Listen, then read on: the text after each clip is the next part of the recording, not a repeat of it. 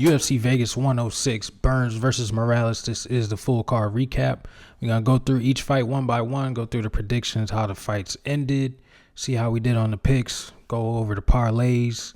Make sure you guys like, comment, and subscribe, and let's get this video underway. First up, we got Tisha Pennington taking on Luana Pinheiro.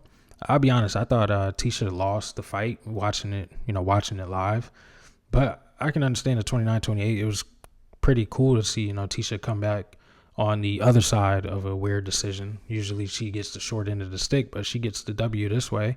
Fight was a little scrappy. They hit the mat a few times. Luana slammed Tisha, I believe, or Tisha got the slam. I can't really remember. It was so early in the day. But yeah, the fight, it was scrappy back and forth. I thought Luana was getting the better of some exchanges. She did land like 2 knockdowns. So I definitely thought, the judges were going to score that towards her. It was in the first and the second round, I believe. I thought Tisha definitely needed a finish, but she ends up getting it on the judges' scorecards, 29-28.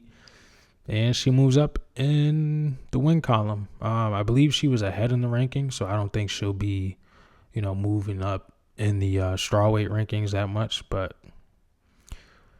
I don't know. Tisha Pennington doesn't really. I don't see how she mixes up with the top of the division. There's somebody else on this fight card who I think they might look to match her up with next, and I don't think Tisha's gonna win that fight. So. Good win for, Tisha here. Started off 1-0, and fight kind of played out how I thought it would. But yeah, Tisha walks away with the victory. Next up, Hung Sung Park taking on Carlos Hernandez. Hung Sung Park gets it done by rear naked choke. This is a really, really important win for him. Carlos Hernandez has been in there with some pretty tough competition. He lost those fights, but this is a good win for Hung Sung Park because it shows that there is some, valuable prospects coming out of road to UFC. I think he's probably going to be, or so far he looks to be the most promising one out of, that pool of talent. There hasn't really been, really good talent coming from the road to UFC. It's really like Contender Series, Ultimate Fighter, and then road to UFC, or Contender Series, Ultimate Fighter, free agent signings, excuse me, guys coming up from other promotions, and then road to UFC. But this, does Hung Sung Park some justice. Gets the sub over Carlos Hernandez. Did it pretty impressively, pretty easy too. Really didn't look to be, in any sort of trouble, and he got him out of there in the very first round. So good to see Hung Sung Park come through with a dominant victory here. Next up, we had Elise Reed taking on Denise Gomes. I did pick Elise Reed, and man, I get it now. I definitely get it now. I don't know what the game plan was. She was walking forward towards Denise, hands down. It's like they did not expect Denise Gomes to have power. Elise was under pressure early first round. She threw like 2 jabs, I believe, and then Denise cracked her with a right, wobbled her off rip. And then for the most of the fight, or most of the first round, Denise was just in top control. Didn't really let her hands go, just controlled her for the entire first round. Landed, I believe, it was a pretty good elbow, or it might have been that punch. But Elise Reed's eye was, or not her eye, but her cheek was completely swollen. It was purple. Thought she might have broke her face, and she was bleeding pretty good from that too. Second round, they come out. Elise is on the pressure again. I don't know why. Denise cracks her with a big right hand, and it was over from there. Herzog telling her to move, and she got absolutely crumbled. I don't know what the game plan was. I think they were trying to take the fight to Denise, and they, found out why you should not do that.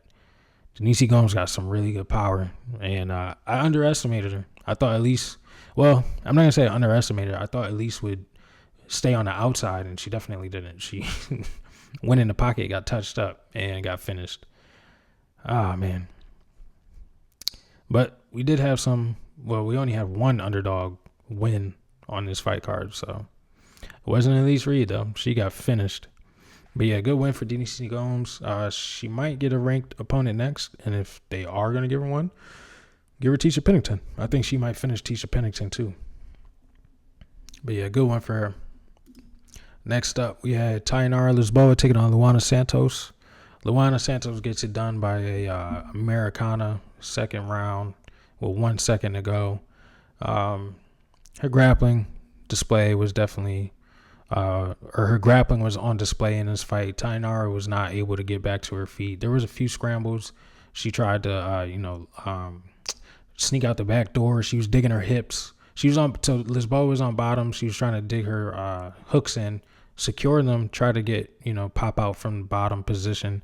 But Santos was just too crafty of a grappler. Kept her down for majority of the first round. Really wasn't doing enough like ground and pound for my liking. She was really just holding her head tight and like letting 2 shots go every 15 seconds.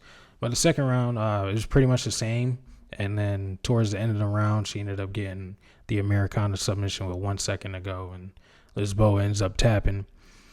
I thought Lisboa would be able to, do a lot more on the feet. They really didn't land much. Most of the strikes, the striking numbers from Santos was really just, shots from top control. But again, it wasn't like she was weathering her with some pretty big ground and pound. It was really just like little cheeky little hammer fist, nothing really significant. But yeah, Luana Santos walks away with the W. She's been bouncing from flyweight and bantamweight. I think she missed weight at bantamweight, but made weight at flyweight somehow. Really weird position for Luana Santos, but she'll probably hang around bantamweight, and we'll get to see her fight again pretty soon. Lisboa, they'll give her another fight, but hopefully it's against a striker. Maybe they give her no, never mind. She just got a pretty good victory. Santos, what's her name? There's so many Santos. Thiago Santos' wife. She just beat who did she just? Misha Tate. I can't remember her name, but she just beat Misha Tate like 2 weeks ago. I was gonna say maybe they do that, but now Lisboa coming off the loss. So moving on, Yadier Devalle in his debut taking on Connor Matthews. Devalle looked good. Early on, they were exchanging some leg strikes. Devalle takes him down, lets some ground and pound go. It looked like he was gonna get the finish by knockout, but he ends up slipping in the choke. Gets Connor Matthews out of there in the very first round. Really good, impressive victory for Yadier.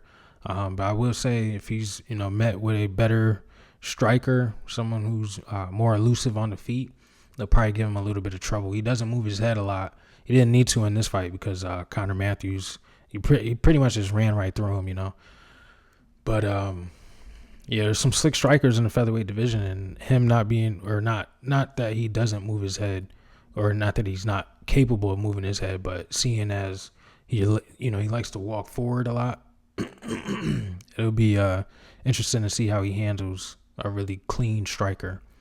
But yeah, really good performance from Del Valle. We were getting the prelims started with some pretty good finishes. I would think that was 3 in a row, right? Sub, or no, sub, TKO, sub. Yeah, really good performance from Yadier. Glad to see, or I'll be excited to see what they give him next. Next up, man, this was heartbreaking. Not really, but Jared Gordon taking on Thiago Moises. Jared Gordon, slick. He's slick, man. I thought Thiago would be able to, mix it up a lot better, but I guess his chin might be gone. And he's only 30. That's the crazy part. Jared Gordon hits him with a big overhand right, and Thiago Moises is shut off. 2 shots on the ground, and ref steps in and breaks it up. Jared Gordon, pretty good performance. In his post-fight, not the conference, but the post-fight interview, he was saying, hey, I walked in here with the confidence like I was on a 6-fight win streak because, majority of his last fights have been razor-thin decisions. And I will say I thought he did win the Hack Perez fight. And, of course, the the infamous Paddy Pimblett fight that didn't go his way, but a lot of people believe that it should have. And then he had the Bobby Green headbutt that ended that fight for him.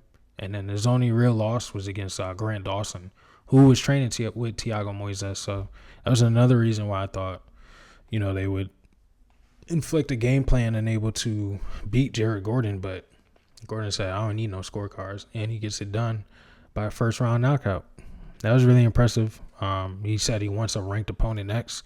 They'll probably do a ranked opponent next for him. But I don't know who you match him up with, because 55 is tough, man. I want to see BSD versus Michael Chandler. Maybe they don't do it. Maybe they do BSD versus Jared Gordon. Jared Gordon could be tough for BSD. BSD doesn't move his head. Jared Gordon's got some slick boxing in the pocket.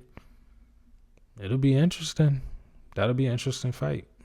I don't think they do Jared Gordon BSD unless they're trying to, hype BSD up again. But I don't know. 55, the lower end of the top 15 at 55 is still, that's tough.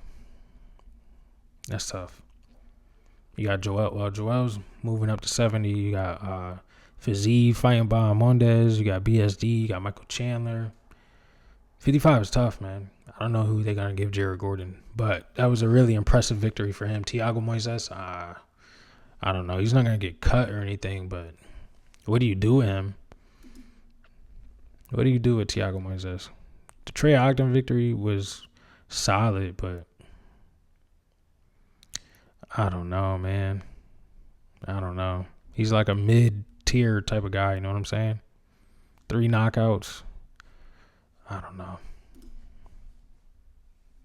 Moving on, Gabe Green, lightweight Gabe Green. He looked really good over Mateus Camilo. First round, Camilo was on the pressure, but Gabe Green was eating a lot of his strikes like it was nothing.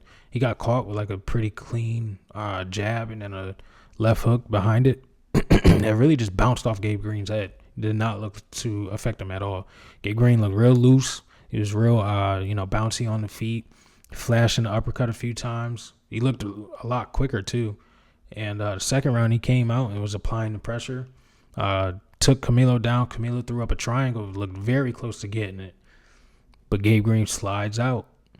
And he's a dog, man. He ends up getting Camilo's back and gets the rear naked choke.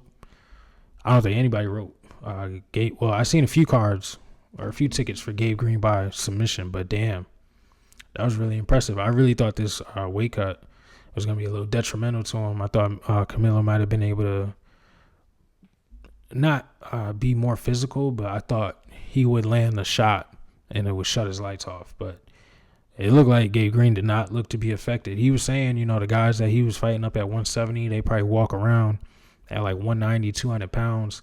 And he said he was barely getting back up to like 175. So he definitely was undersized for the division. He looks a lot better at 55.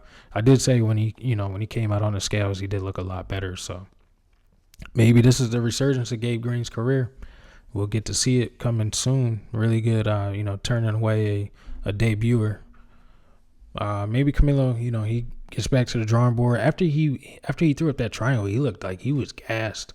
That adrenaline dump, after you try to get a finish and you don't, it could be bad. And he definitely looked gassed, and Gabe Green was able to submit him. So Camilo just, make some tweaks to the game plan, take a little bit of time and, clear the fog out your head and get back to the drawing board, and we'll see him again pretty soon.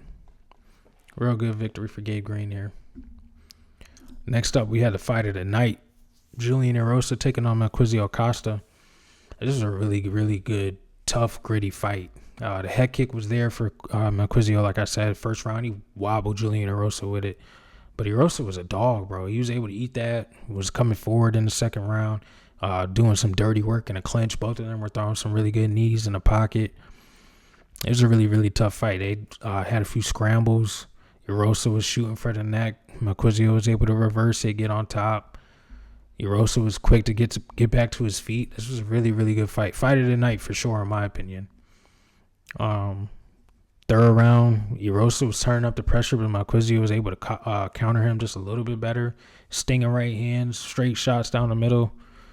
Then they started, throwing hooks at each other. It was a really great fight. Definitely suggest you guys go watch this one again if you missed out on it. Go watch, the highlights. But yeah, this was definitely a great fight. And Marquisio Costa, 4 in a row. He did say he wants to take a little bit of time, head to Brazil before he gets another fight. But I think he's definitely going to need it after this war. If he would have finished him quick, then he might have turned around a little quicker. But I think he's going to need, not like he got, beat up or anything like that, but this was a war. It was definitely in a war. And He'll probably take like 68 weeks off before he thinks about getting back in there again. But COSTA, he's tough, man. He's a tough 45er. I'm thinking about like him versus Yadier. I think he would knock out Yadier. You know what I'm saying?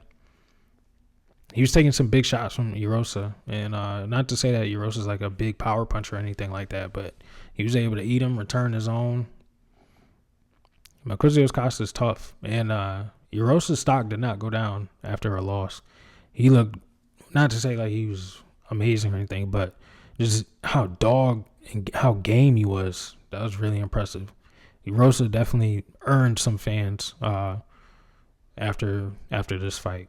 But yeah, fight of the night for sure. Next up, we had Dustin STOLTZFUS taking on Nursultan RUZIBOEV. This was a tough, sloppy fight. RUZIBOEV, he wasn't able to find the finish, which means, the lock of the week does not come through. But he was stinging Dustin STOLTZFUS. First round, I believe he threw like a spinning wheel kick, and Dustin was able to take him down, threatened him with a guillotine. No. I'm getting ahead of myself. Nursultan tried to close the distance and ended up head clashing, and Nursultan dropped to the floor, and Dustin jumped for a guillotine. Wasn't able to get it. Nursultan was able to fight out of it, get on Dustin's back, get into top control, and was letting some pretty big ground and pound go.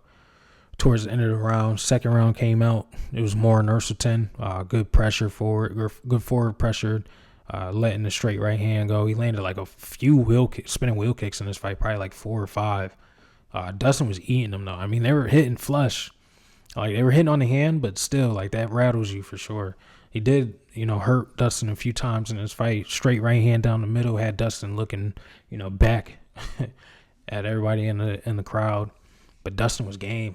Dustin was definitely game. Third round, they're exchanging on the feet. Nursultan's lining up the right hand, but he didn't really have much after that. He would throw the straight right and then get back to distance. If he would have followed it up, he probably could have found the finish there. But Dustin timed it really well one time, takes Nursultan down, and he has, top control for about a minute and a half, I want to say. He's looking for a sub. I think he was looking for a Kimura at one time.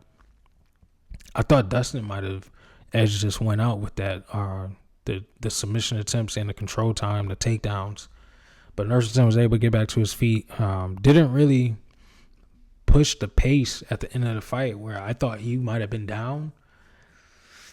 But I guess he didn't need to. The judges, one judge even called it 30-27. But unanimous decision, I don't know if I agree. I thought it was a split decision at best.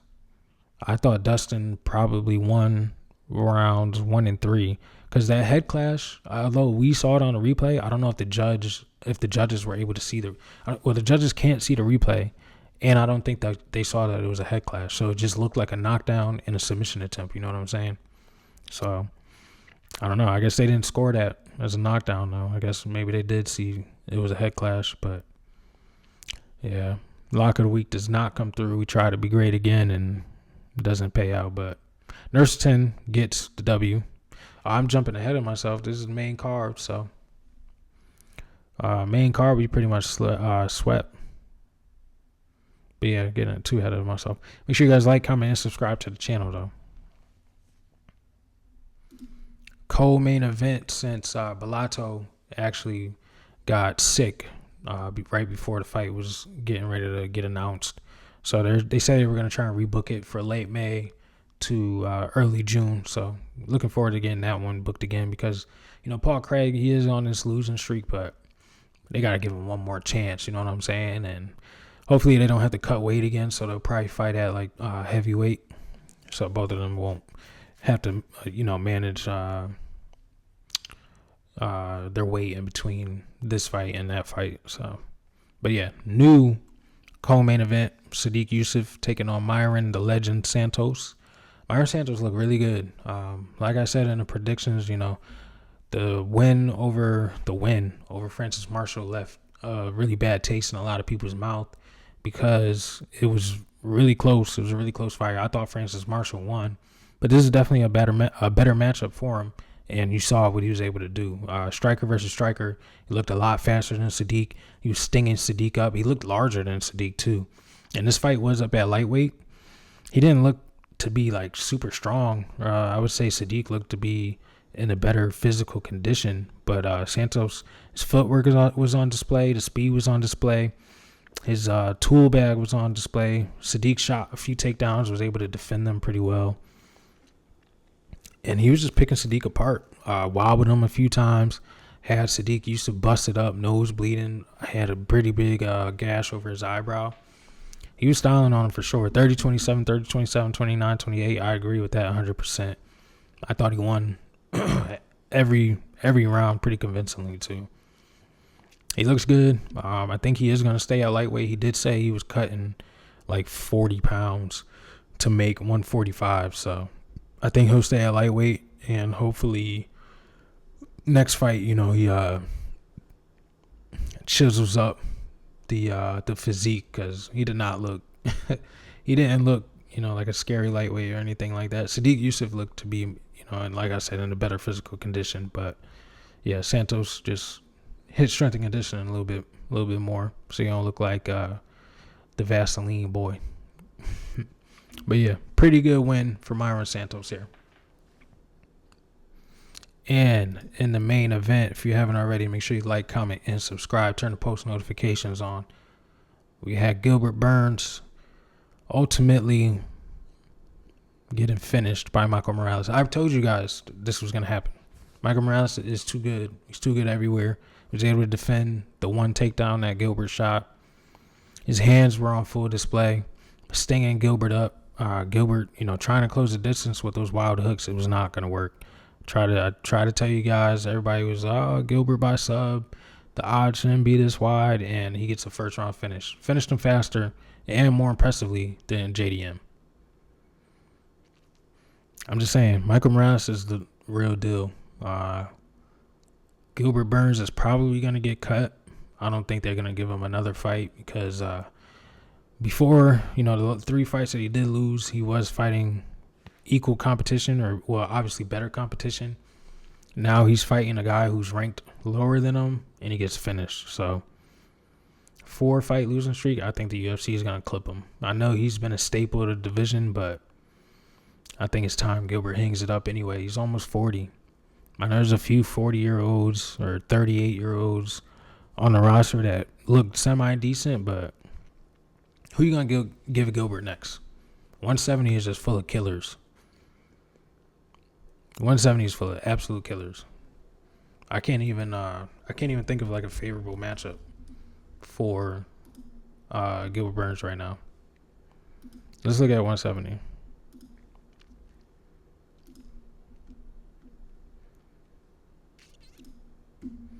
He just lost to number 12, so he lost a spot, right? They're going to do Kobe? No, I don't want to see that. Have they fought? I don't think so, right? Vicente's fighting Kevin Holland, Randy Brown.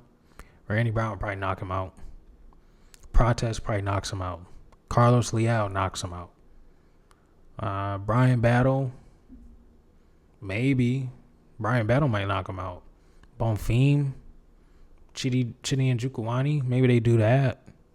Mike Malott, you see what I'm saying? It's just a lot of Gilbert's either getting finished or, you know what I'm saying? So, yeah, tough spot for Gilbert. I'm pretty sure he gets cut though. Welterweight's definitely getting pretty thick, and I like Michael Morales. I've been telling you guys. I know I just started this channel, but I've been a fan of Michael Morales since his debut, and I think they need to book Michael Morales versus Leon Edwards next. I think that's definitely the fight. I know Tapology has them 7 and 8, but Leon's actually number 4, and Morales should be number 8, number 9, somewhere around there. Come Tuesday when they update the rankings. But we got Joaquin fighting Usman. I believe that's that's 5 and 7 maybe. Let's go to UFC so we get the official rankings.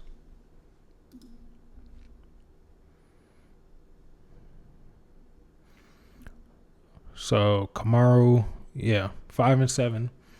Gary's waiting for a fight. He thinks he's getting the next title shot. I don't think so though. Leon's 4. Gilbert was 8. So Morales is 8 now. So you do Leon, Gilbert, Ian, Gary versus. You could do Ian versus Bilal because Islam's getting a title shot. Does Ian want to wait that long? I don't know. I'm sorry. Ian versus Sean Brady. That's the fight. Shavkat is gonna have to fight Bilal. I think their timelines will probably link up because Bilal is definitely. Well, no, Bilal might be out for a minute because he broke his face. They were saying that he might have to sit for at least a year. So Shavkat's probably gonna fight the winner of Usman Buckley, and then he'll get the next title shot after Ian, Sean. Yeah. So yeah, Leon versus Michael Morales is the fight to book. I've already tweeted it. I've already been I talked about it in the predictions. So trust me, guys. Let's get over to MEKHI's money making plays. Let me get it pulled up for you. So we hit on one parlay. A lot of legs in between ended up, costing us. We had the over 2.5, Reed versus Gomez. Obviously, at least Reed got knocked out. And the over in Hernandez versus Park. Park got the sub in the first round. Costa, Camilo money line, plus 125. Camilo shits the bed, so that doesn't hit. Morales inside the distance, Costa money line, RUZIBOEV money line hits, plus ended up swelling to plus 275. So glad we got that. A little bit of, get back. Still down day, but at least we got that, right? Then we had sorry, I'm looking at it now. Costa inside the distance, over 2.5, Pennington versus PINHEIRO, and then Morales inside the distance. Costa doesn't get it done. He wins by decision, so that doesn't go. Camilo inside the distance, the VALLE KO. The VALLE gets a sub. Camilo gets subbed. Moises, Santos, Lisboa money line. Moises gets starched. Lisboa gets subbed. So, and then we had the Hail Mary, Reed decision, Santos decision, Park inside the distance. Should have just put Gomez, Denise Gomes by knockout. But yeah, you got one parlay to hit, and then let's look at the lock of the week. We had RUZIBOEV, Bellato inside the distance. RUZIBOEV does not win inside the distance, so went 7 out of our last 11 locks. Still pretty good, right? Still pretty good for the channel. Let's look at the picks. Still had a pretty good day though. If I could get it pulled up. Okay, so from the bottom of the card, we won with Tisha, won with Park, lost with Reed, lost with Lisboa. Hold on. So 2-2, 3-2 with Yadier, 3-3 with Moises, 3-4 with Camilo, 4-4 with Costa, swept the main card. 4-4 with Costa, 5-4 with RUZIBOEV, 6-4 with Santos, 7-4 with Michael Morales, and it probably would have been 8-4 with Bellato, but fight got canceled. But yeah, pretty good day on the picks. 7-4. Can't be mad at that. No, the lock didn't hit, but it is what it is. We move. We get a little break so we can reevaluate. The next fight card is Aaron Blanchfield versus Macy Barber. I'm so excited for that one. But at least we get a little break, right? I am going on vacation next week, but I will have the predictions video out for the Sunday before the fight card.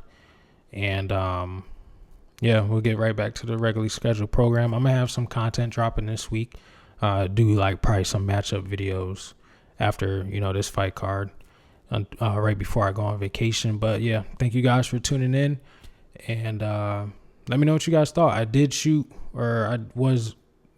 do my live stream today, so if you guys tune into that, thanks for checking in, hanging out with me. I think we hit 1,000 total viewers or 2,000 total viewers on a day. So that was pretty good for my first live stream. You know, I'm pretty excited about it. I'll probably do another one, not on this next Apex card, but maybe for the next pay-per-view that we get. So, but yeah, thank you guys for tuning in. I'll catch you guys on the next one. Make sure you like, comment, subscribe, share the channel, follow me on TikTok, on X, on subscribe to the channel. You know what I'm saying? I'll see you guys on the next one.